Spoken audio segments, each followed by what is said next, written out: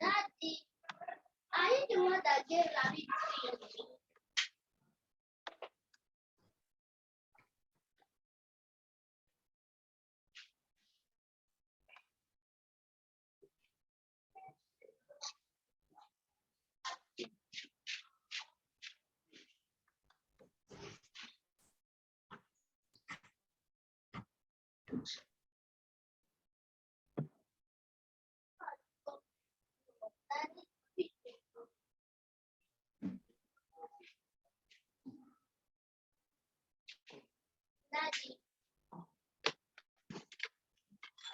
Hello. Hello. Yes, hello, good afternoon. Good afternoon. How are you today? Yes, I am fine. There you are. All right. I think we are 4 on the platform now. Let me see. Timito, are you okay? We are only 3. Maybe myself and you. Attendee 1, panelist 3. All right.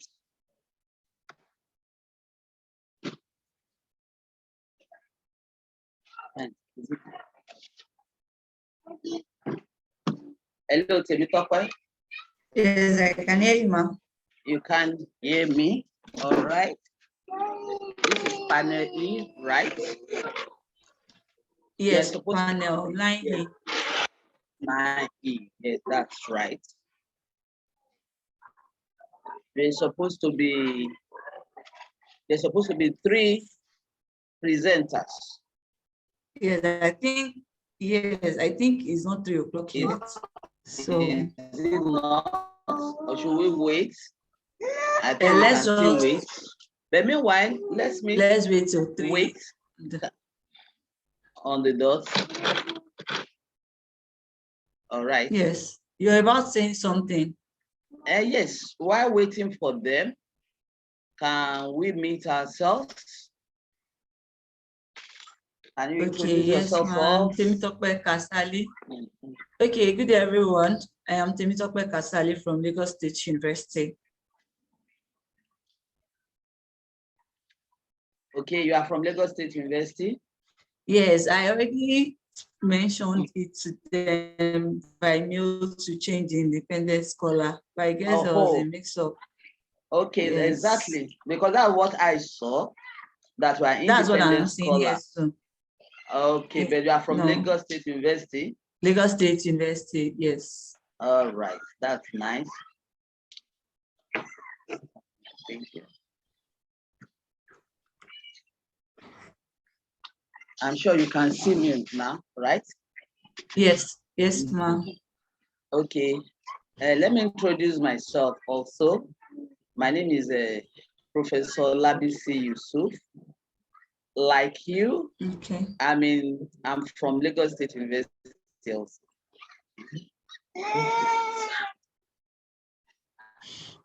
I can see that on the screen. You can see that on the screen.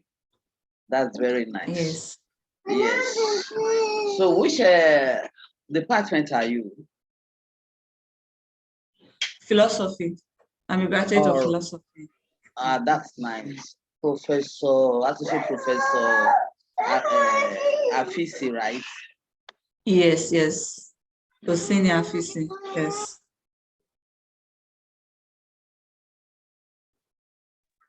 That's true. So we still wait for others?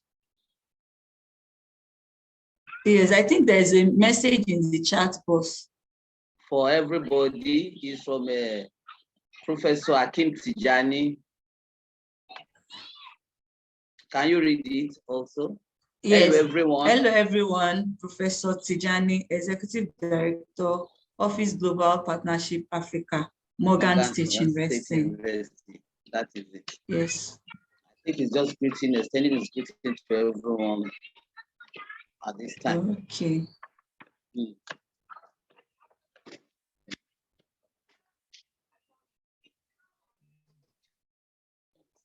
I think it's 3 already.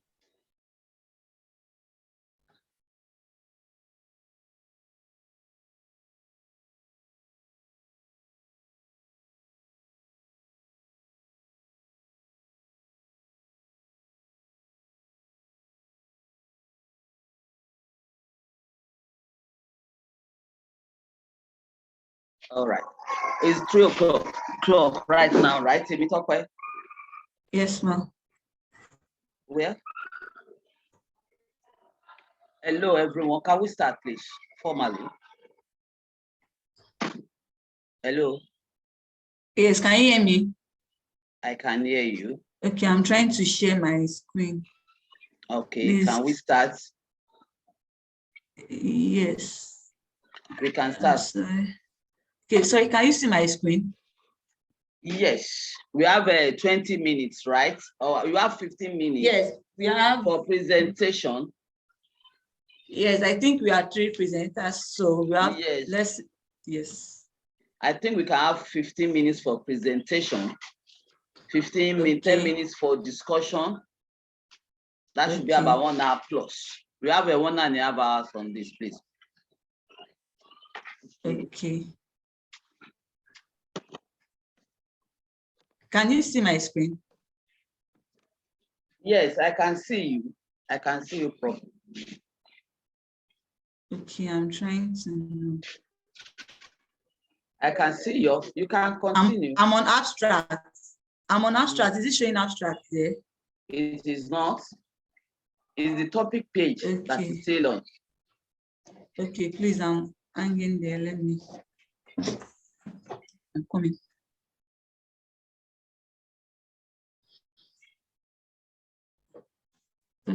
Sorry, please. Okay. Is it changing now? No. Yes, it's changing now. It is. Okay, so I can start. All right. Okay. So good day, everyone. My name is Temitope Kasali. I'm a graduate of philosophy from the prestigious Lagos State University. And I am presenting on ethics, consumerism, and the objectification of women in Nigerian hip hop. So I'd like to state that this paper is a work in progress. So I'll quickly read through my abstract. The Nigerian hip hop industry has grown in leaps and bounds. Can you hear me? Continue, please. I'm hearing All right, you. ma'am. Okay, the Nigerian hip hop industry has grown in leaps and bounds over the years, propelled in the significant part by increasing and pervasive influence of social media and technology, motivated by the need to appeal to and capture the viewing audience through the creation of content that resonates with consumerist impulses. The hip-hop segment of the music industry has witnessed a sustained increase in the media projection of the female gender as a sexual object, and as seen in the proliferation of videos that makes ladies dance nudity or half naked and vulgar lyrics about female body parts. This paper explores the consumerist motivation behind the rise in the objectification of the female gender and identifies some of its negative implications for the integrity and agency of the female body. The paper shall argue further that addressing the challenges requires a form of consumerist ethics capable of moderating the growing gender denigration. The paper will conclude by exploring ways in which a proposed movement called Lyrics Alert can help in the moderation of lyrical and video content. My keywords are ethics, consumerism, objectification, female gender, hip hop, and lyrics alert. So this study uses analytical method. Objectives: to enlighten us on how our purchasing power can help and end the growing objectification of the female gender. To analyze Nigerian hip hop songs, Big Talk Boys by AV and Mark 4 by Naira Marley, which are popular reigning songs at the moment and focused more on women objectification. To examine these hip hop lyrics and videos to see how they portray women. So, introduction. Music is a reflection of the society within which it is produced. And hip hop as a music genre has gone global with many positive but elements of culture glorifying crimes such as materialism, violence, drugs, and misogyny. So in Nigerian hip hop, objectification of the women became an increasingly growing trend, which we can see from their videos, their lyrics, their live performances. So all these project women as commodities. Women bodies are used to sell everything and promote their products. So I defined some of the terminologies here, but because of time, I'll just mention a few. Objectification is... You can have your time, please. Just take your time. Okay, all right. Continue. All right, ma. So as we all know, ethics is a branch of philosophy that deals with moral principles that govern person's behavior. So, and consumer ethics basically deals with a variety of issues, such as willingness to benefit from questionable actions, consumer reactions to ethical transgressions by producers or sellers, the perception of company ethics and product purchase, willingness of consumers to pay for social acceptable products, and the emergence of reason for consumers to boycott of business organization. So here, objectification is reducing a person or an animal to a mere thing or an object. And then the theory proposes that's objectification theory proposes that girls and women, more than boys and men, are socialized to internalize an observer's perspective as their primary view of their physical self. So what this means is that the society has projects women in a way that most of them now tend to judge, themselves based on what the men says about them, the way men view them. So the objectification theory is a framework for understanding the experience of being a female in a culture that sexually objectifies the female body. Hip hop is an American urban culture, youth culture based on rap music, breakdance, and so on. It is a culture of fashion, language, slang, music, movement, visual art, and expression. And music, on the other hand, is concerned with combining vocal or instrumental sound for beauty of form or emotional expression, usually according to cultural standard, rhythm, melody, and in most Western music, harmony. So these lyrics alert is, I gave it the definition myself. I came up with that word myself, and I define it as a state of being watchful for possible degrading words and content of a popular song. So then ethical consumerism is the practice of spending money in a way that aligns with other values. Understanding ethical consumption. In this paper, ethical consumption is about making connections between a song, where the song originated from and the context in which that song has been produced. It requires us to consider the lyrics of a particular song, to listen to it, and then think about how these songs affect our lifestyle as well as the people in our community. So an ethically informed consumer realizes that when they buy something, they are not just buying it, the product. So it is in this same vein that when we listen to songs, we are not just listening to it for listening's sake. In most cases, these songs become part of us that will start singing them. Then before you know it, everyone around us also picks this song and starts singing. It is not to say that we should deprive ourselves of, nor a competition to see who has sing the most righteous song. It is just saying that we should be more, alert, more conscious of the kind of music as well as songs we listen to. Therefore, in addressing these issues in this paper, we shall be employing Kantian ethics, which is a form of consumerist ethics in moderating the growing gender denigration. So Immanuel Kant on the value of human being. What Immanuel Kant is saying is that we should not treat human being as a means to an end. We should not treat them as a mere object, that we should treat people as an end to themselves. Kant states that it is immoral to use another person merely as a means to an end, and that people must, under all circumstances, be treated as an end in themselves. He therefore proceeds further that it is rational human beings should be treated as an end in themselves and not a means to something else. That is, as human, you should seek the consent of the person before using the person to carry out your own activities. For instance, in the process of trying to execute a project, the project should not be based on the benefits you are going to make alone. It should also have a meaningful impact in the life of the other person. That is what Kant is trying to say here. And he posted a popular quote: act so as to treat humanity, whether in your own person or in that of another person, at all times, also as an end, not only as a mere means. To him, to treat someone as a means to an end is something done only to produce results. But when you treat someone as an end, it means in themselves, you are regarding that person, you are giving the person, acknowledging the person's existence and approaching him or her as a rational or free choosing agent.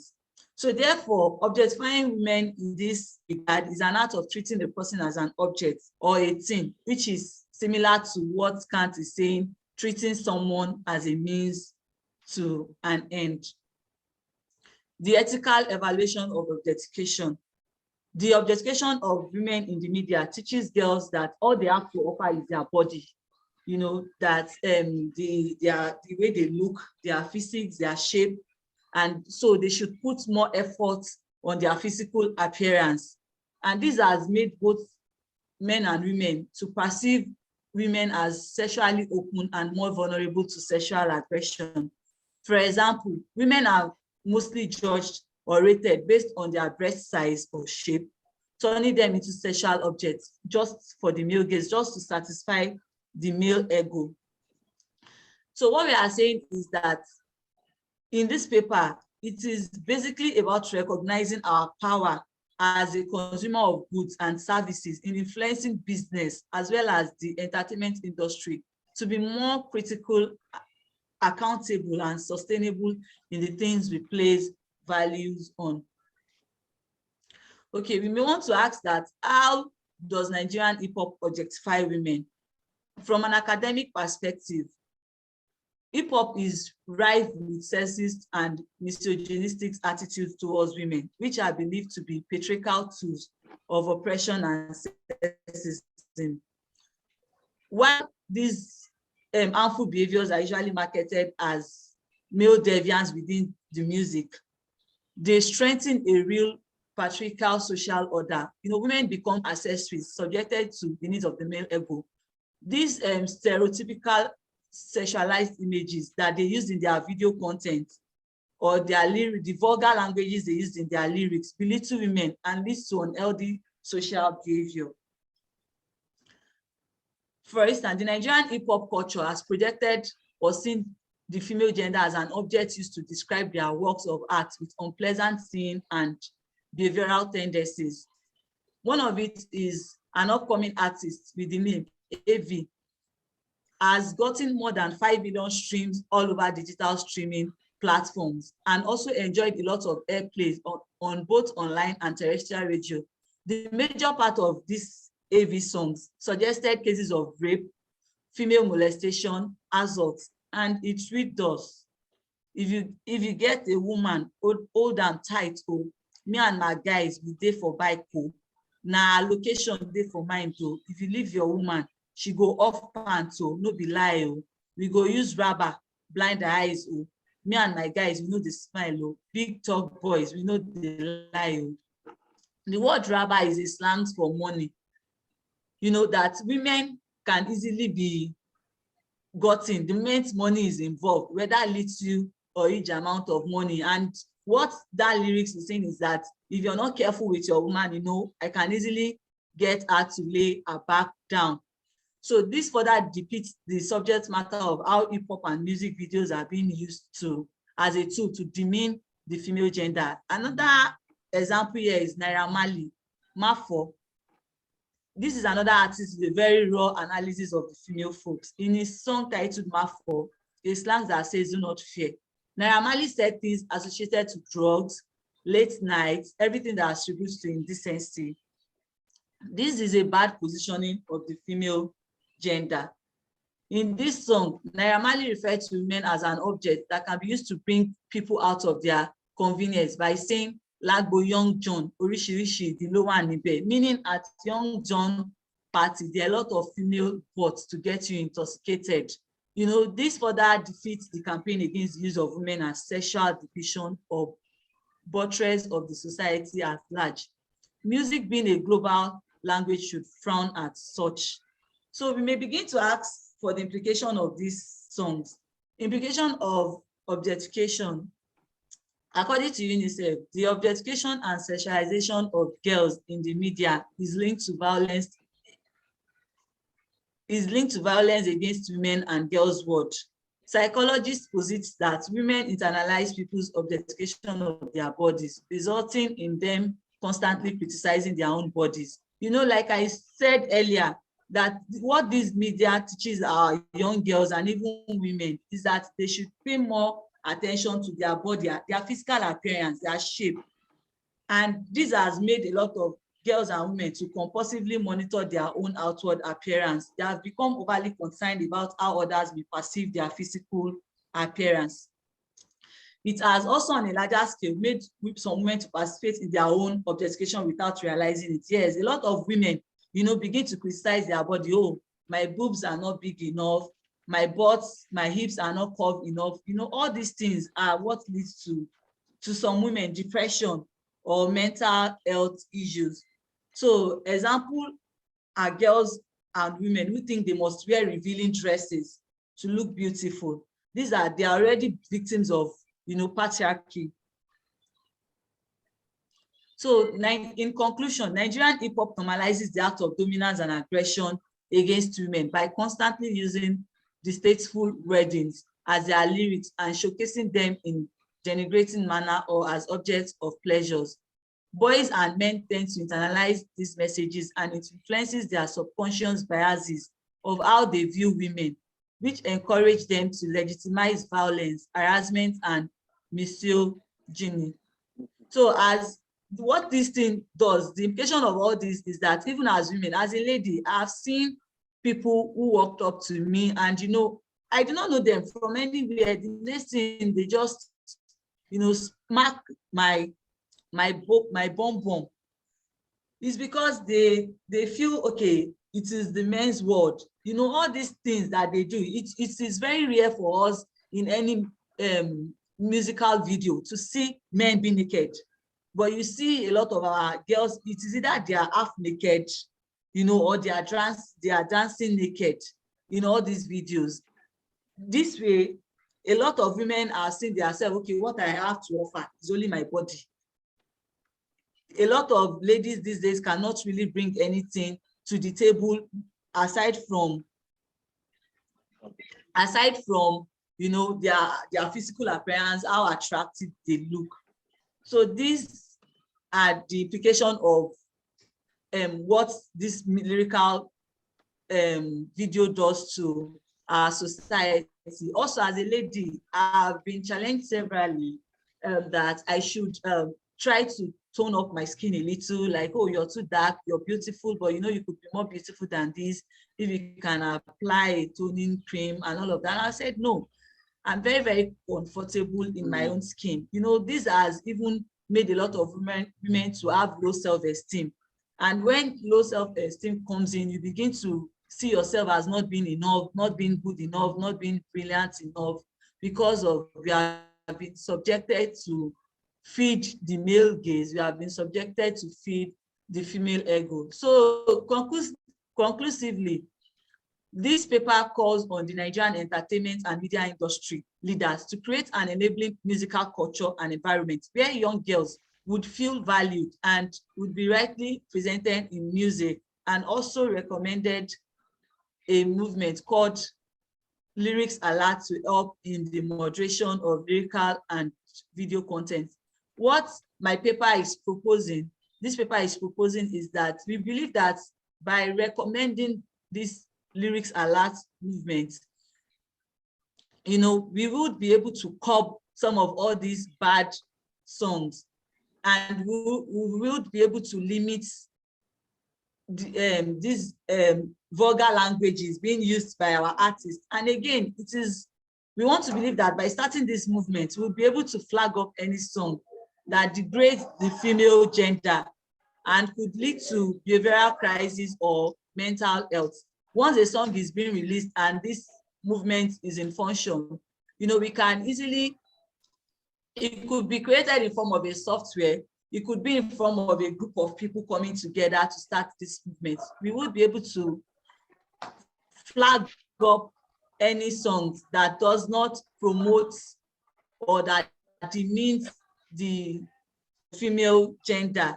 So, and I want to believe that this would gradually limit the number of such hip hop songs production and will ignite the consciousness of the artists whenever they are writing or trying to produce any song.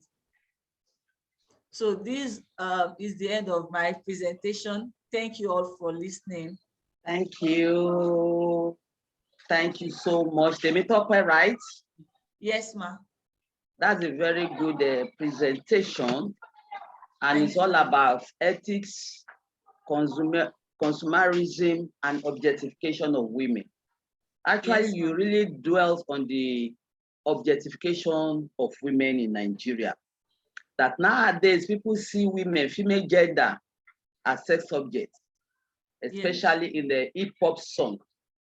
And you you situate your work within Immanuel Kant's theory that yes, that women should not, so someone should not be treated as means to an end, and that women have become accessory in the hand of hip hop song, and this is also supported by patriarchal artists. Two songs of VAV and Naira Marley, where most of their lyrics are seen or are art as a objectification of women. That is very good work. I don't know, is there anything, but I have some, yeah, it's a very good work. You see, I have some suggestions for you, right? That that may help you improve your paper. All right, okay. Yes. Yes, ma'am. Yes, most of this is a paper, and for it to be scientific, you see, most of your paper are really about theory. Okay. Probably, yes, ma'am. Yes, you could have carried out a little research, group interview, and then bring out the ethnographic summaries of why women are treated as sex objectification. For instance, yes, what are the motivating factors for women? No, they are so, even women themselves are willing to dance nakedly. No, yes, they are willing to dance in this hip hop video song. Why are they willing? Are you hearing me? What are their motivating factors? Okay, what are the motivating factors? Is it poverty? Why do they have to dance nakedly in order to get work? Is that the only one? Why are men not dancing nakedly like women? Why do men have to expose themselves? How much are being paid by men for this? For you, and also you should add a little bit of ethnographic summaries to your work. It will make it more scientific. Are you hearing me? Are you hearing me? Stop. No. Are you hearing me now? Stop. Are you hearing me?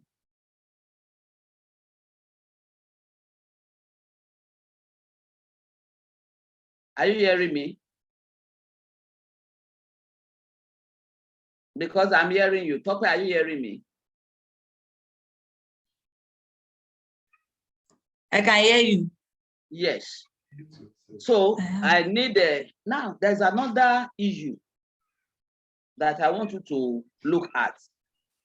Somebody did a post work here yesterday, and the argument is that the Western theorists that we are quoting are not in any way now relevant to the situation in the country.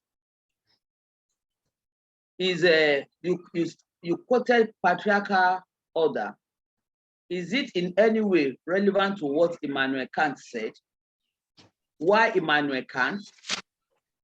Don't we have any African scholar that has said one thing or the other about women objectification? Is there none? I think we should begin to cite most African authors or scholars or theorists.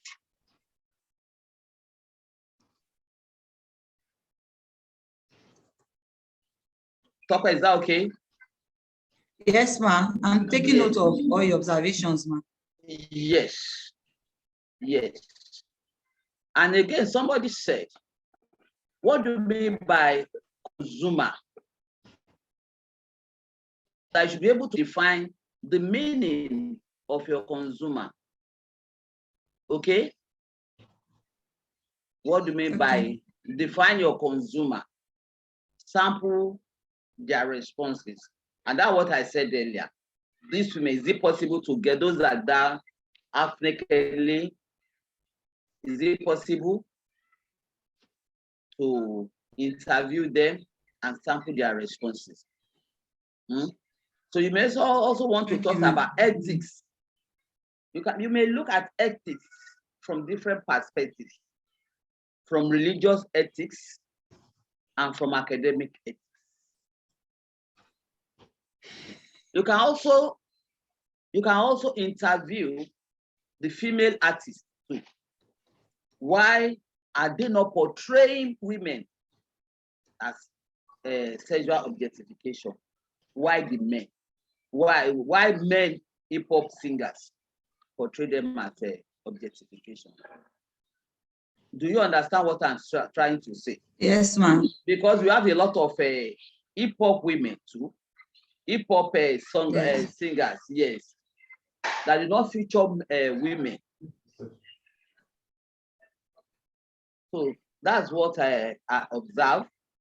It's a good work, and you have said it is a work in progress. Yes, ma'am. So you may add all these observations to it, so that it will improve the paper. Is that okay, Tokwe? Yes, ma'am.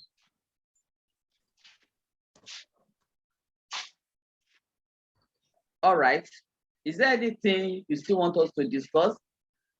Like I said, what are the motivating factors that are responsible for it? We know that patriarchy is there already. Yes. And then why are the reasons society, especially the youth, take pleasure in this? Why? What are the reasons for it? You need to sample people a different response and bring it to your paper. Okay. Okay, is that okay? Do you have anything? Is there anybody? I think now. I think there's. Is somebody raising his or her hand? I don't see any hands No. up.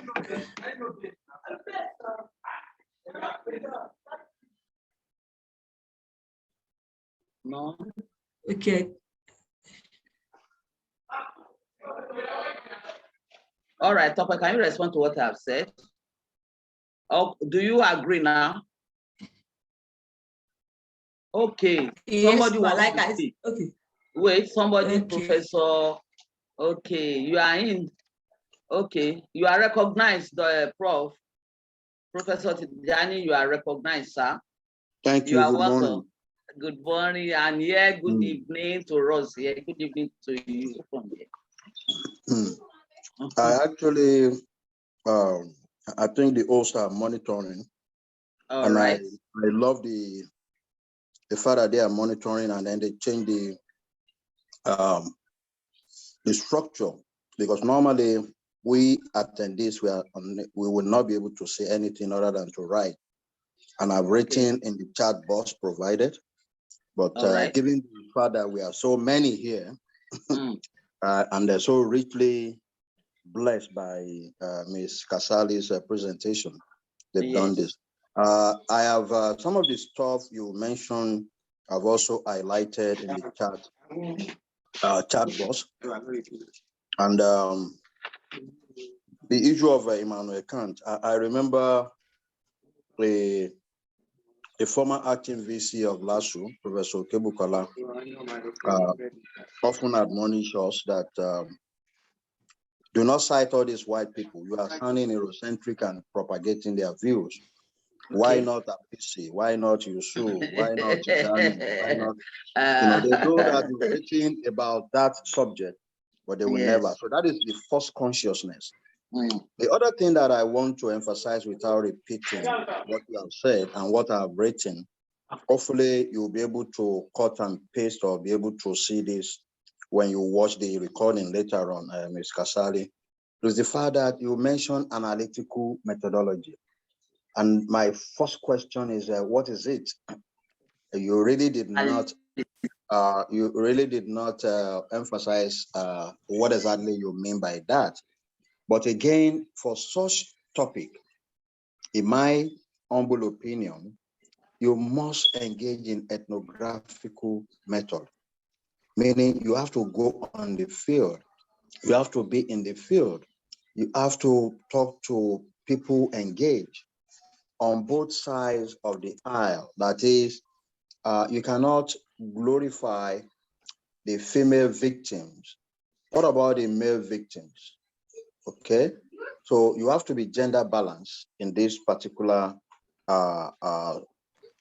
area of study. But I think it's a good starting paper. You said it's a work in progress. I have no idea whether it's an ongoing doctoral or out of your doctoral thesis, but whatever it is, you've given us the caveat is an ongoing. And I think while you enrich our knowledge, no doubt, we also must have contribute something in our comment, that is myself and Professor Yusuf. I want to thank you for sharing your knowledge with us. I want to thank you for continuing the tradition of that audacity, because I heard that you are a last white. Professor Yusuf is not a last white. Is a last white because she teaches there and she's a professor there. But I'm the first son of Lasu. And by that, you have to ask Professor Yusuf after this meeting, or Professor Afisi, or your VC, if you have the audacity to talk to a VC or Dean, which you should, you know, we are all colleagues. But I just want to thank you for continuing to touch light. Last wise are trained to be bold, engage in areas that others have not.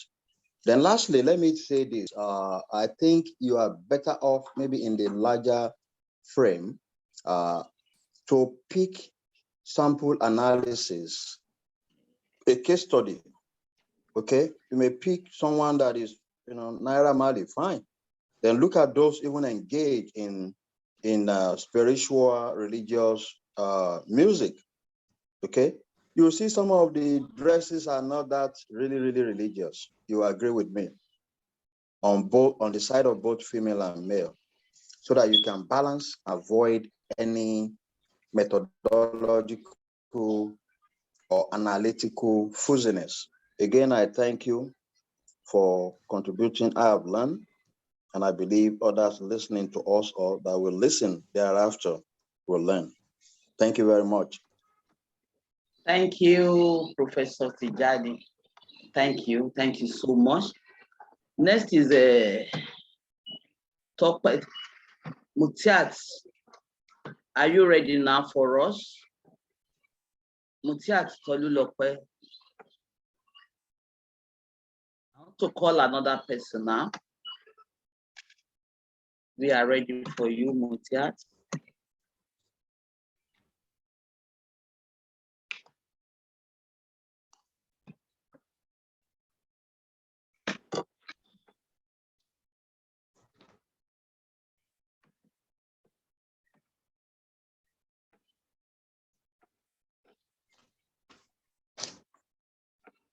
Hello, Mutiat. Okay. Hello, Mutiat. Hello. Hello. Good Hello. afternoon. Good morning. Okay. Are you ready for us? Are you ready for your presentation now?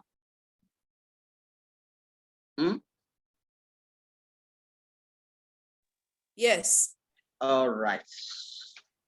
Can we have you now, please? Thank you. All right. Good day, everyone. Okay. The title of my paper is Waka Music as a Commentary on Yoruba Society in the Post-Colonial Era. A review of, I wanted to use 3 before, but it's 2 now. A review of 2 female musicians. So what I'm trying to do is just to, typically in the discourse on the music industry, few women, like all other professions, few women are involved, or few women have been able to succeed, so to speak. And so what I try to do here is to situate and locate women in the traditional Yoruba music industry of waka music. So I'm just going to speak to my paper and not sharing slides. And so in the Yoruba music industry, we have two major, okay, thank you, good morning. We have two major music genre. We have the Fuji and we have the Juju. And so here we could say that the waka music is a third type that is often not talked or spoken about. So yeah, I focus on two female musicians in the passing of Batuli Alake and Salawa Abeni. Incidentally, both women are Ijebu, and I think this mattered a lot in the construct of how they chose to hold on to the profession. And so I use the kind of historical method to prepare the paper, and the motivation to write this paper came up when I read about late Professor Lawal's monograph on Sikiru Ayinde Barrister sometime in 2013. So I decided to look at it from a gendered perspective. So I will speak so much about my contextualizing waka music.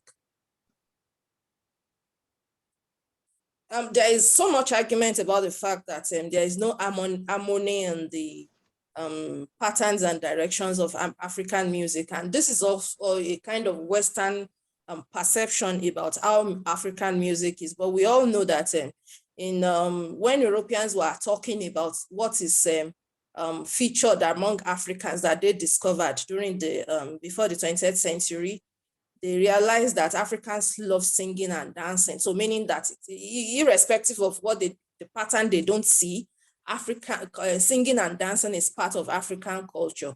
So much I realized that waka music is emanated from the Islamic religion, because in the past, in the pre-colonial and early colonial era, when the clerics attend events and celebrations, in order to captivate the audience, they usually come up with what in Yoruba we call orin keu, songs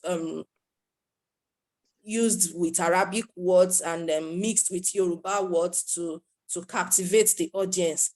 And that was how the idea of waka music, the clerics are coming up with a waka music. And so that was where the kind of offshoot of the idea of waka music emanated from. But from that point of how the Islamic clerics used it at events, and how did women tend to become the protagonists and consumers, mostly consumers of waka music.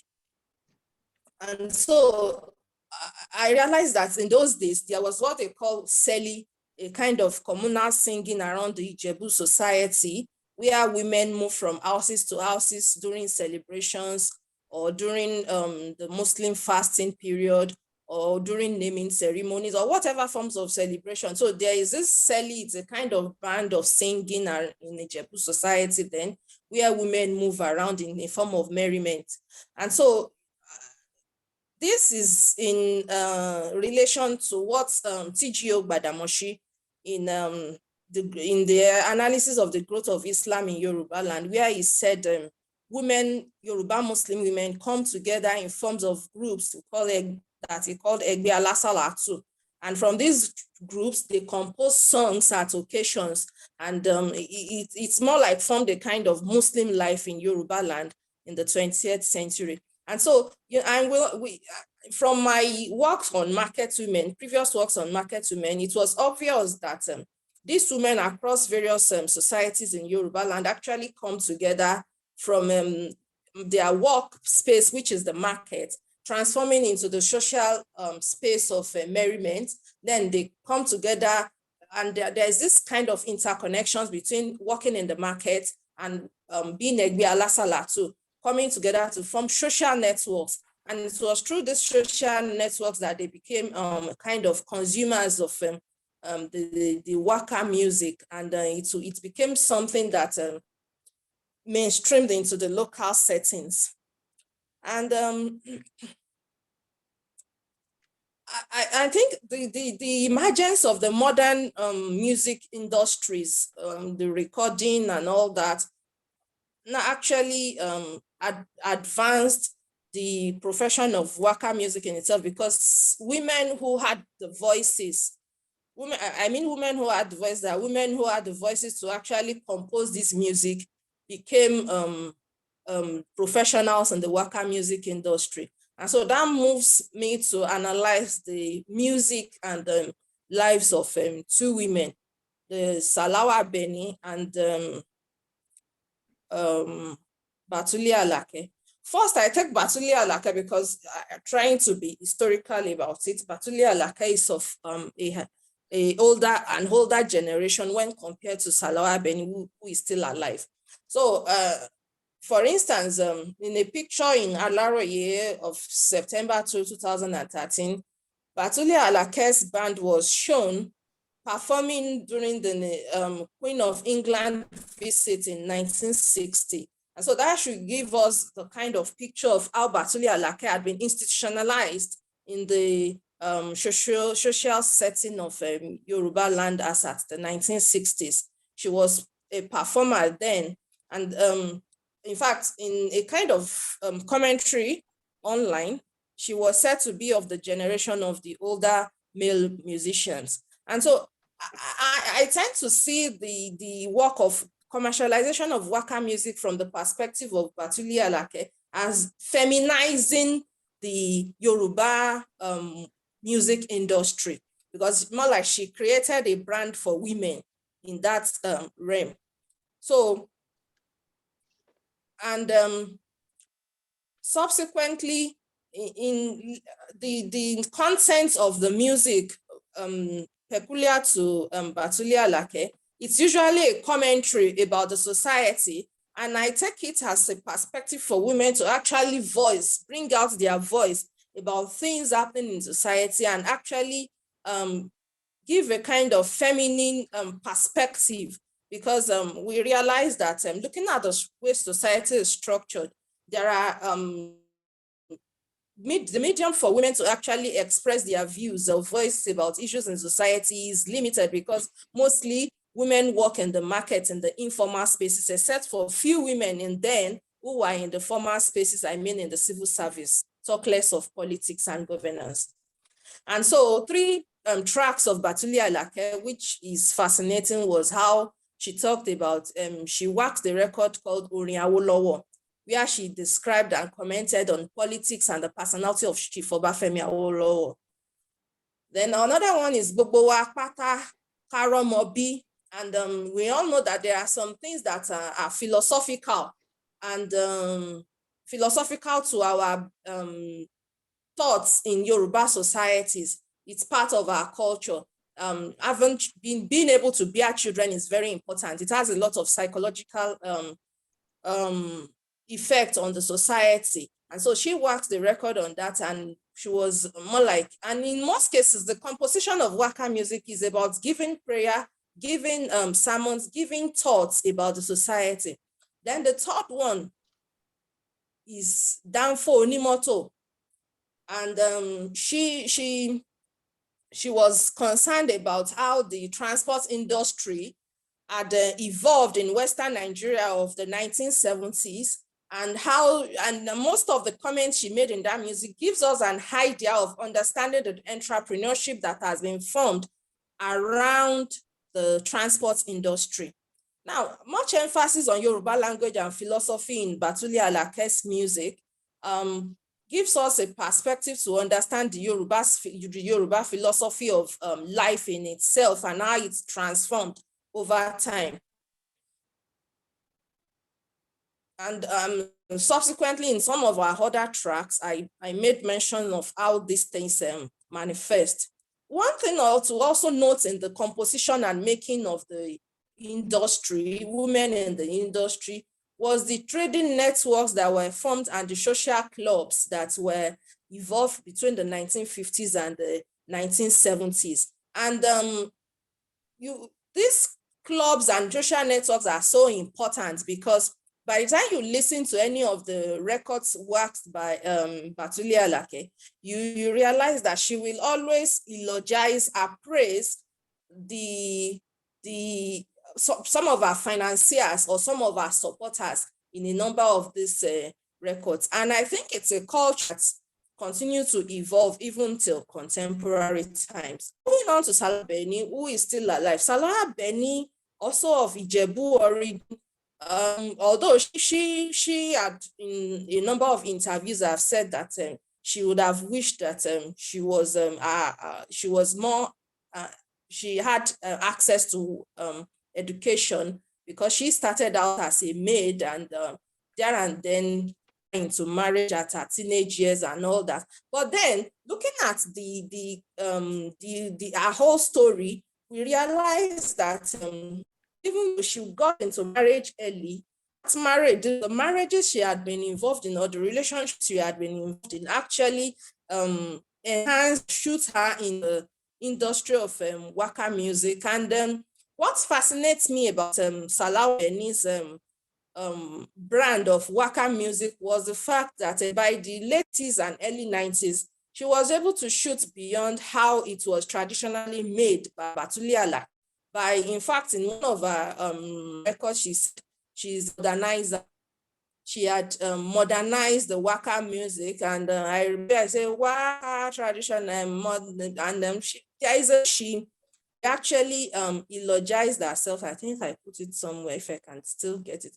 And of course, she also reveals the cosmopolitan nature of how Lagos and Yoruba land was imagined even by the 1990s, because in the beginning of her record, where she said, "Gentle lady ni mi emi ki n se fight o, keni ki ma ti mi lo ibi ija o." I mean, listening to that music and throughout the track, one realized that she's trying to respond to the kind of conflict that comes into the celebrity status in Lagos at that point in time.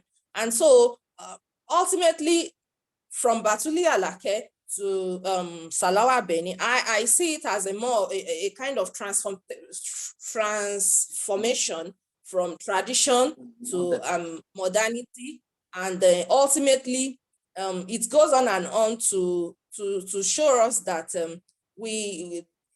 feminization of the industry in itself has a role in understanding how women have evolved as Africans in contemporary African society. So let me leave my discussion here. Thank you very much for listening. All right, that's very good. Temitope. No, not yes. Mutiat Temitope, right? Titilope. Titilope, okay. That's a very good presentation. The waka music. The waka music as a contemporary, as a commentary on youth society in post-colonial era, a review of two musicians. Initially, you put three, but now you say you will discuss two musicians. I really like it. Let me just make a few comments. I hope that people, and again, we will say something about the whole thing. You know, to you told us that few women were involved in waka traditional music, that traditional music are divided into Fuji music and waka music. And the waka music, the both that are known that you commented on today, the both are from the Ijebus, Batila Alake and Salawa Abeni. And waka music emanated from Islamic song, right? Like this early, I think it's called Ajisari song. Yeah. Yes, this Ajisari, yes. Then there's this work that is called Seli. This is where women move from one occasion to the other, singing their own type of song, the Islamic song.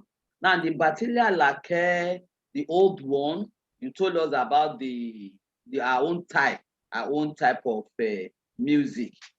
But Salawa had gone somehow. She has transformed Batila Lake traditional music to modern music. Yes. My own point.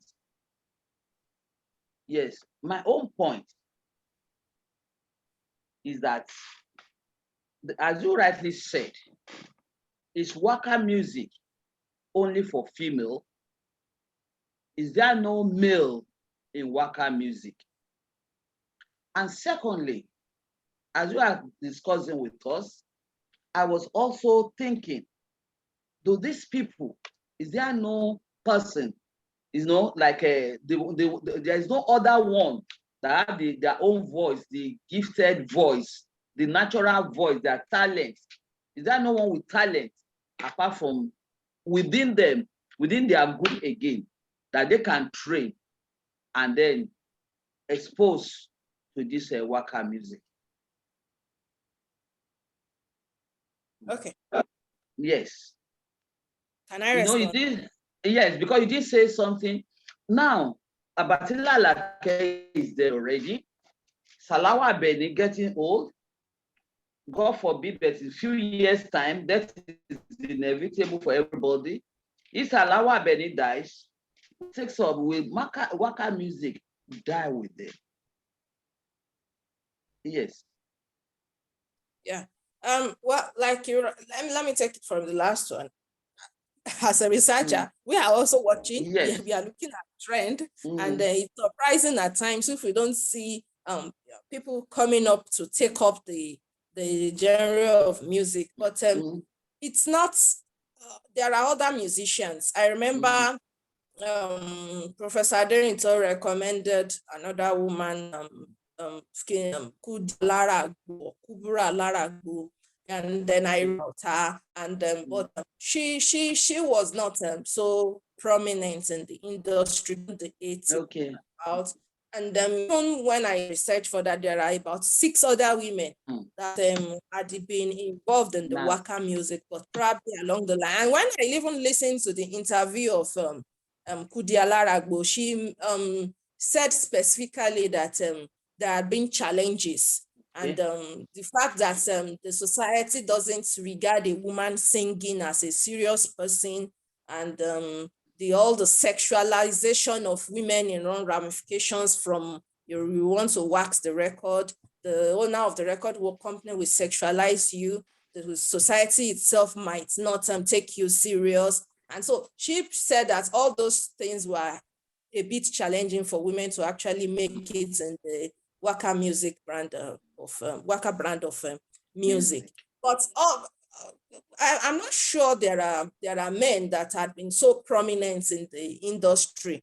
What I see is just a kind of participant observation that probably when we go to parties and then we see maybe young men trying to use that waka tone, Salawa tone to sing. But I see those ones are just taking advantage of parties to just sing, and they are not really the musicians who do the research and wax the records and all that. So one wouldn't want to dissipate too much energy and in considering their perspective. And then it is the where actually, because I saw that Prof mentioned something about where. Yes, it actually also started, like I mentioned earlier on, that in Ijebu, it was actually a kind of selly, but in the general Yoruba setting, it's actually like Fuji music. It actually started like were singing during Ramadan or during parties and all things like that, Ajiwere and all that. So that was how the whole thing started before we had the kind of colonial modernism that brought about technologies, recording and all that.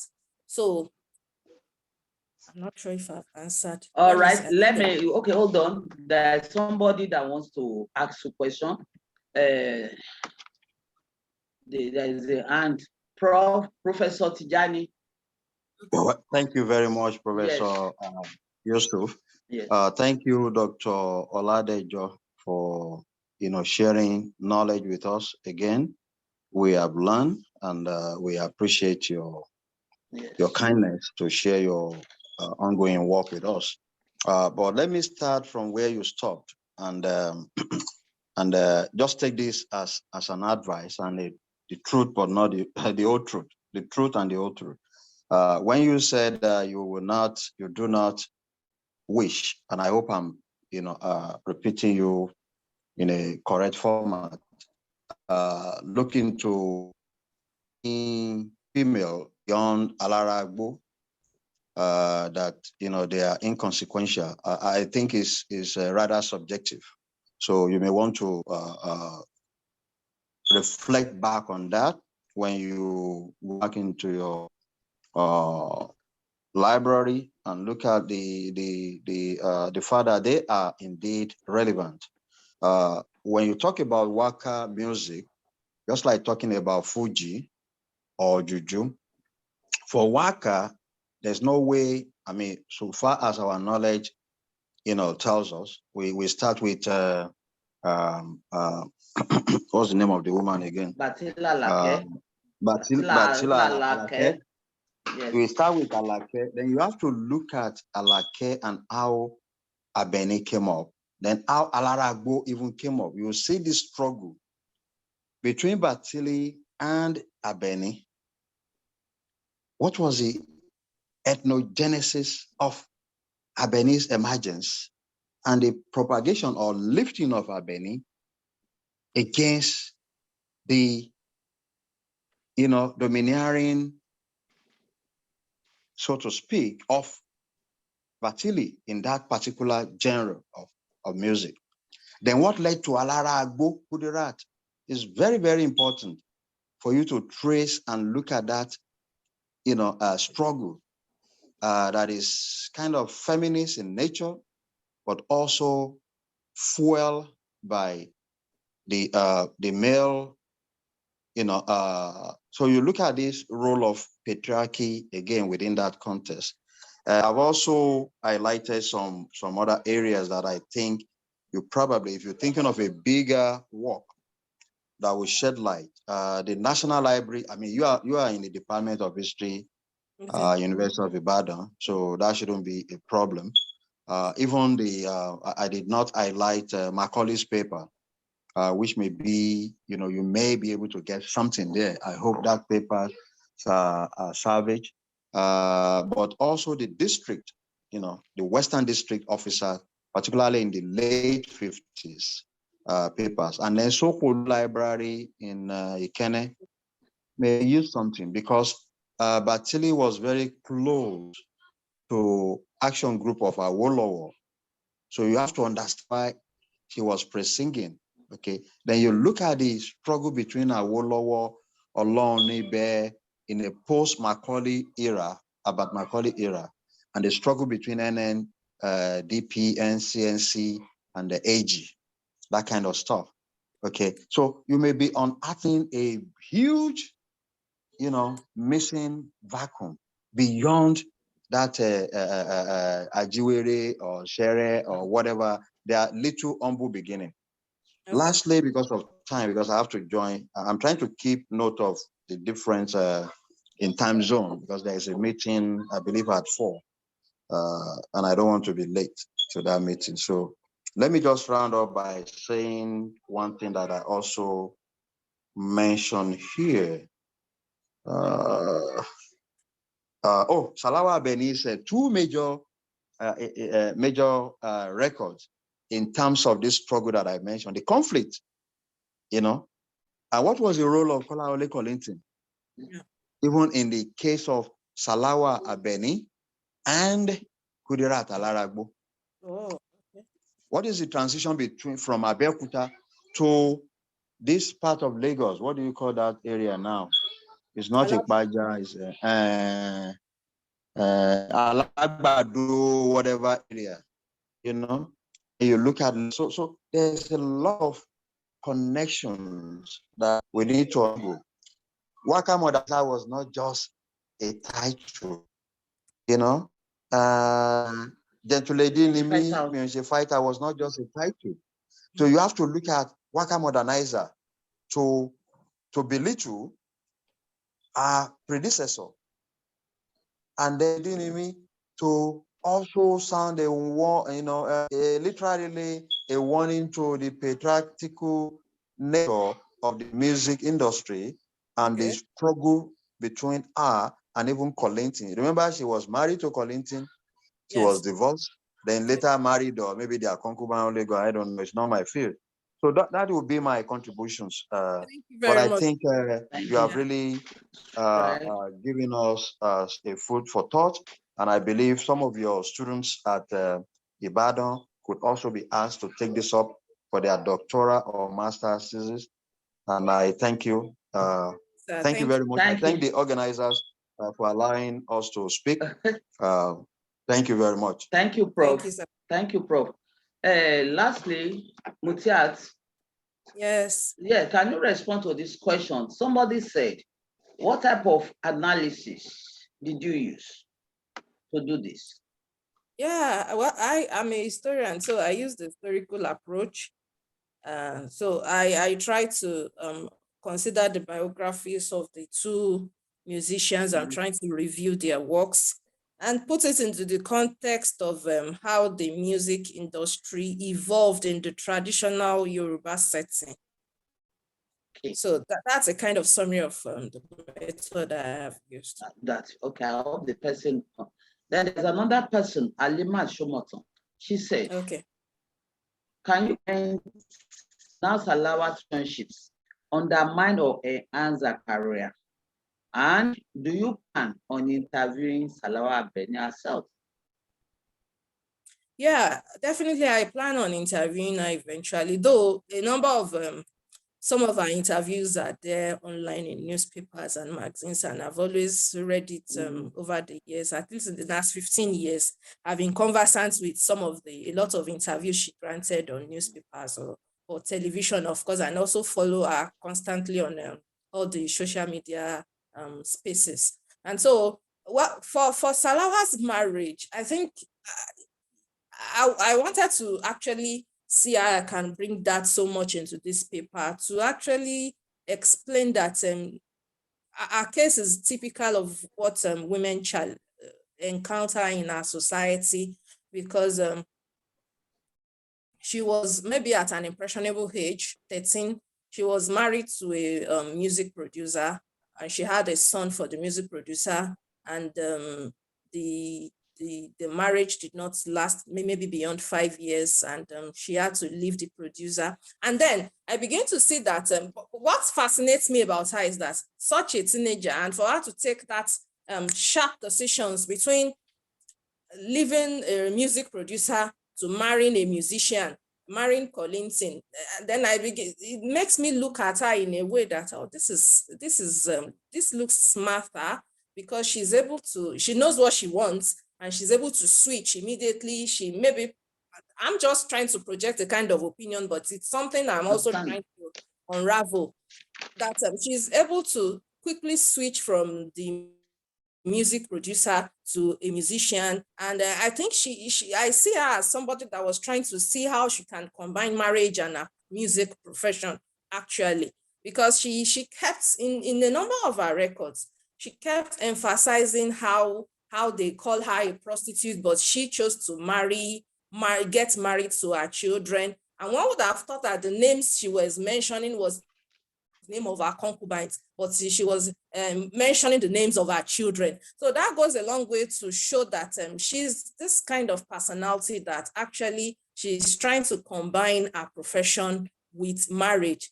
But of course, we all know the influence of patriarchy we have in our society. A number of men feel insecure about everything and anything. And so I think she was entangled in the fact that men are insecure in our society. And I suspect that her marriage with Colinton couldn't last long because of gendered expectations.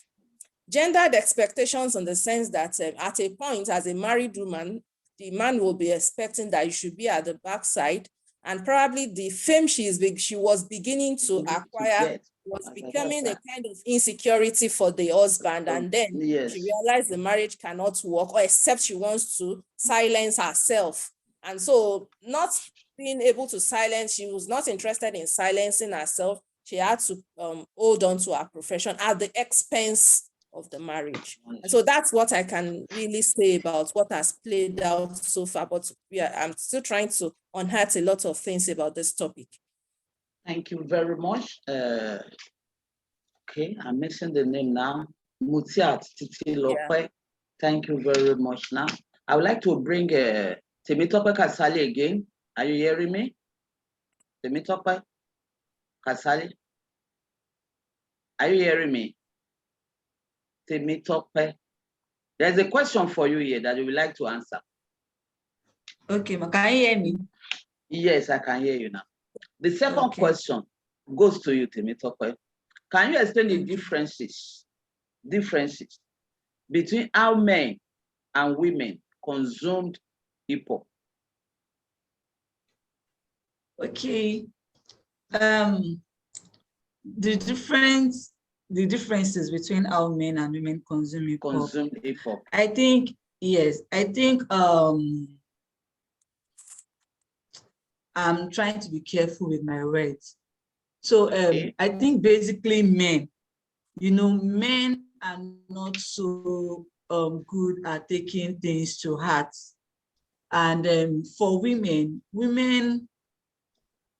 are great consumers, basically. And based on what the society has, in a way, limited women to or restricted them to, they begin to internalize those weddings. They begin to internalize, okay, this person, the difference basically is just that for women tend to be at the receiving end of it than men.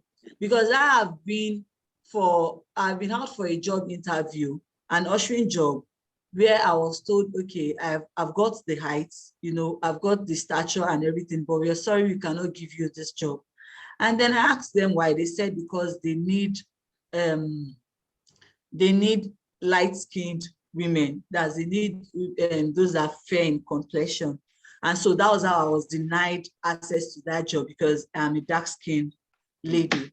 So for men, basically, when they listen to things, they really do not take it to heart that much.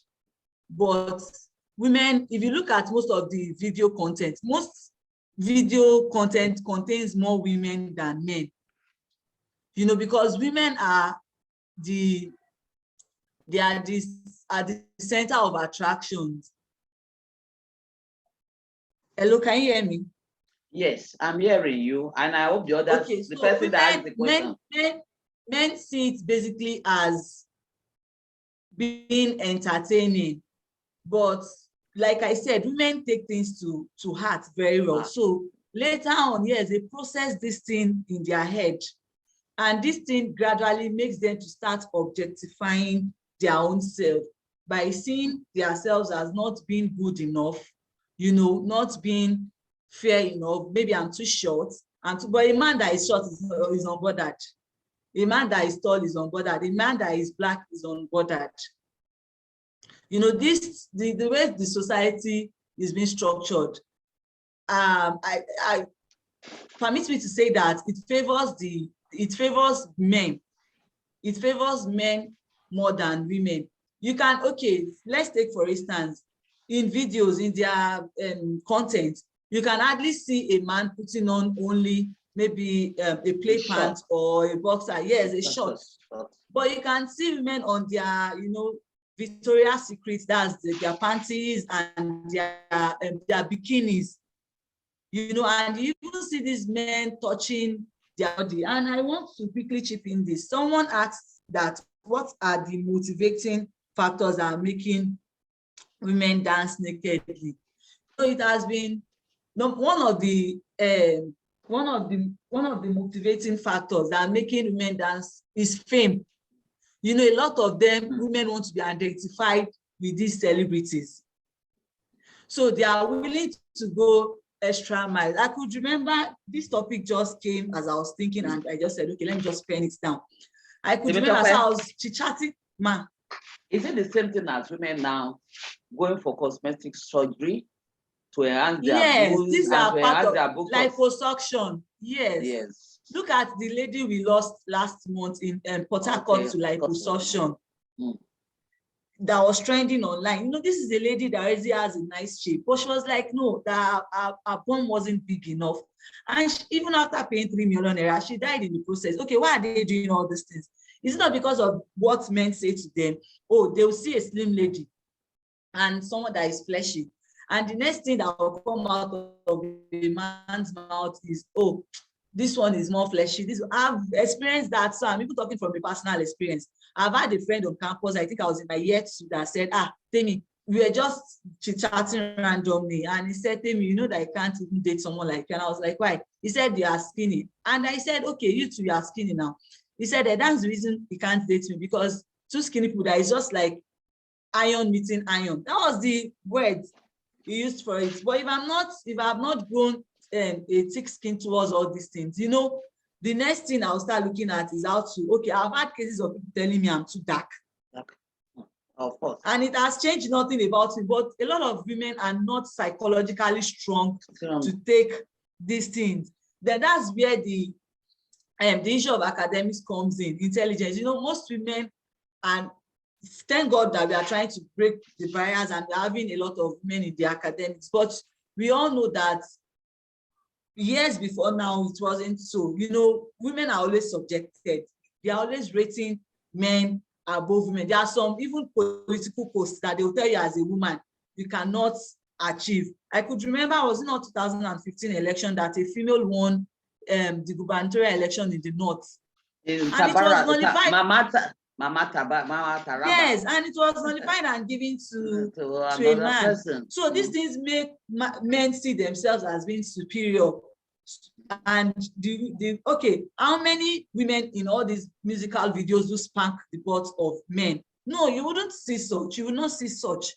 But you can see women, you know, you can see them sexualizing women, you can see them touching in life. Some of them are even naked. I know of so many videos that I've seen women dance naked, not even half naked, not even on bikini. And these things are what children, so a 5-year-old girl now will start thinking, oh, I need to look very beautiful. They take beauty, when we try to bring in aesthetics, this topic is actually broad. That's why I said it's a work in progress. Yes, you know, if you want to involve aesthetics, yes, if you want to involve aesthetics in this now, so they are telling us that beauty is limited to, you know, the facial expression. Again, what happens to the intellectual? What happens to, you know? Yes, your wisdom, your inner beauty. They said there's yes, what like happens to how brilliant the person? What happens to the we have had people that have argued about intrinsic and extrinsic you know, beauty, which I would not like to go into. But these are cases that women, particularly they tend to consume this song. They tend to personalize it more. Even it affects the men too, because these songs are making some of the men go into drugs. The guys, young boys, you know, they go into drugs. They go into all kinds of bad behavior. I mentioned rape, I mentioned sexual harassment, I mentioned violence. We have confraternity, you know, that these songs encourages such things. But women tend to be at the receiving end of it more than men. It is not to say that men are not affected. No, women tend to be because women has been reduced to, okay, monetary or materials value. That is the difference between women consumption of hip hop and how men consume hip hop. A lot of men might not just see it as a song, you know, they just want to sing and dance. But women will take it words for words, and you see them. That's why I said it is not just about buying a thing. When you listen to songs, you become this song, you start singing. Take for instance a religious song. There are some songs that you sing maybe as a Christian or as a Muslim. You know, you go spiritual. So some of these songs intoxicate. It makes you go gaga. That is why there are particular songs they play in the clubhouse. There are particular songs they play at bar. The same kind of songs that they'll play in the church is not what they'll play at in a clubhouse. They have their own influence on people, and these songs influence women more than men because it has reduced, it has projected women, depict women to suit the male ego, you know, to suit the male's gaze. Yes. Their masculinity. So, Yes. Temitope, So, and you are one last thing, ma. okay. The willingness, why are they, somebody said, talked about willingness. You know, why are they always, women are always willing. Women are always willing because that is what most of their most women, their rationality, their thinking faculty has been reduced to, oh, you have to submit. Submit to the Yes, you understand. males. Yes, to the males. Yes, they will tell you that no matter how educated the woman is, it will end in the kitchen, even though we are trying to change the narratives now. Now, yes. They are telling you that we are at the moment in Lagos, there are some landlords that will not rent house. They will not rent out an apartment to a single lady. Why? Because they said she is not married. So does that make her irresponsible? You know, that is what the society, that is how the society has projected women. So this topic, I want to really thank Dr. Tijani or Professor Tijani. Every observations and questions has been noted for further research and incorporation. So like I said, it is a work in progress, and I'm looking forward to working more on all this. Thank you so much, Ma, for your contribution also. Thank you, Temitope. I don't think you have anything to do now than to end the session. All right, Ma. Yes.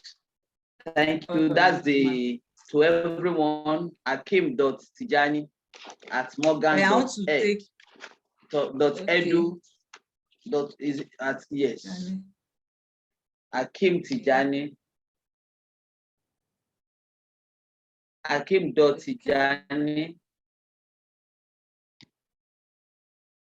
at Morgan. Okay, you also sent his WhatsApp.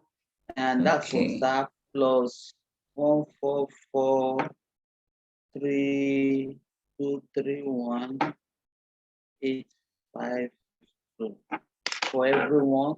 And then maybe I should add my own too. Let me add. Yes, ma. Yes, ma. I need chat for me. Maybe I should add my name, my own. Okay. All right. Let me add my own too. Should be Olabisi.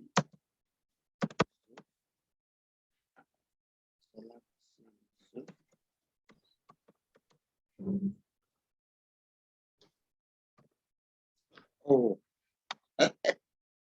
okay. Olabisi dot Yusuf at lasso.edu.ng. WhatsApp number.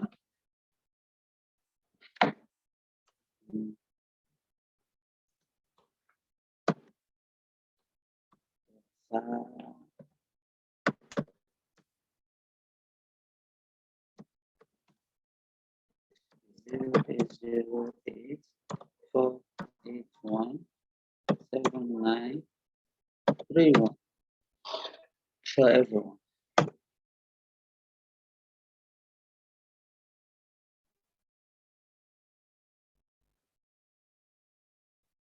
All right. So bye from here.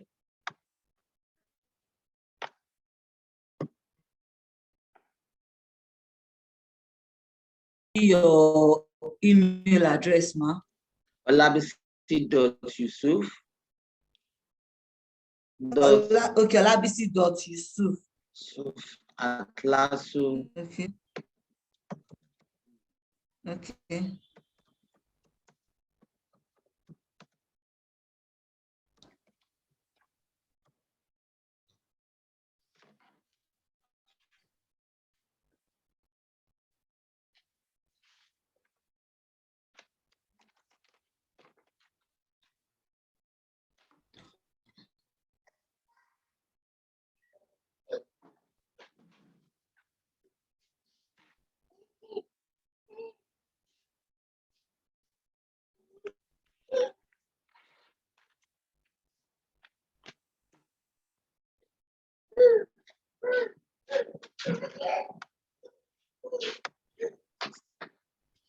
My daddy. Where's my daddy?